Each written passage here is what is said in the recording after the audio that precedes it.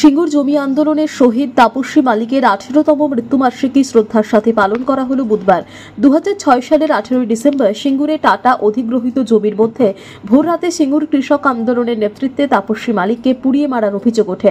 সেই সময় সিঙ্গুরের জমি আন্দোলনের স্ফুলিঙ্গ ধীরে ধীরে বড় আকারে পরিণত হয়েছিল। আন্দোলনকারীদের প্রধান ভূমিকায় ছিলেন হাজার হাজার মহিলা। সেই আন্দোলনের মুখ ছিলেন তাপসী মালিক। মহিলাদের সেই আন্দোলন স্তব্ধ করতে তাপসী মালিকের ধর্ষণ করে পুড়িয়ে মারার অভিযোগ। যদিও আন্দোলন স্তব্ধ হয়নি, বরং আগুনে ঘি ঢালার মতো চেহারা নেয় সিঙ্গুর আন্দোলন। এরপর কেটে যায় অনেক বছর, শেষ হয় সিঙ্গুরের জমি আন্দোলন। 2011 পালাবদল ঘটে রাজ্যে। সেই থেকে প্রতি বছর দিনটিকে শ্রদ্ধার সঙ্গে পালন করে আসছে সিঙ্গুরের কৃষি জমি রক্ষা কমিটি। বুধবার সকালে কামারকুণ্ডুর কাছে মেলিয়া উজ্জ্বল সংঘের সামনে তাপসী মালিকের মর্মর মূর্তিতে মাল্যদান করে শ্রদ্ধা জানান রাজ্যের মন্ত্রী বেচারাম মান্না। মন্ত্রী বেচারাম নিজের বক্তব্যে বলেন, তাপসী মালিক হত্যাকাণ্ডে সিবিআই তদন্তে দোষীরা আজও জামিনে মুক্ত।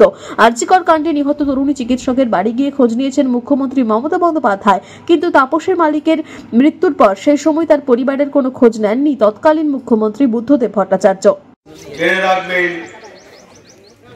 উচ্চ আদালত সিবিআই তদন্তের নির্দেশ দিয়েছিলেন এবং সিবিআই তদন্তে দোষীদের সাজা হলো, তারা আজও জামিনে মুক্ত রয়েছে।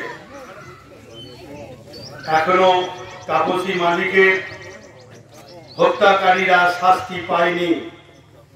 সেদিন যেরকম তাপসী মালিকের হত্যাকাণ্ড নিয়ে তৎকালীন মুখ্যমন্ত্রী তিনি কিন্তু একবারের জন্য তাপসী মালিকের বাড়িতে বা তাকে টেলিফোন করো অন্তত সহানুভূতি জানায়নি।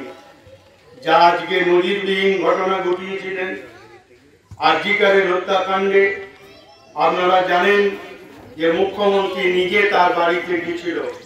সেদিন তৎকালীন মুখ্যমন্ত্রী বুদ্ধদেব ভট্টাচার্য সেই সৌজন্য শুধু দেখার নিয়ে এটুকু জেনে রাখবে। আজকে তাই আমরা প্রতি বছরই এখানে সমবেত হই। হুগলি থেকে নিজস্ব প্রতিনিধির রিপোর্ট, টিভি নিউজ 10। সুলভে সঠিক চিকিৎসার একমাত্র প্রতিষ্ঠান বিবেকানন্দ হসপিটাল। 24 ঘন্টা emergency service, blood bank, trauma care. আপনাদের সেবায় আমরা তৎপর। গুণমান ও পরিষেবায় দুর্গাপুর বিধাননগরের ডক্টর জাকির হোসেন এভিনিউর বিবেকানন্দ হসপিটাল শিল্পাঞ্চলের মানুষের মন জয় করেছে।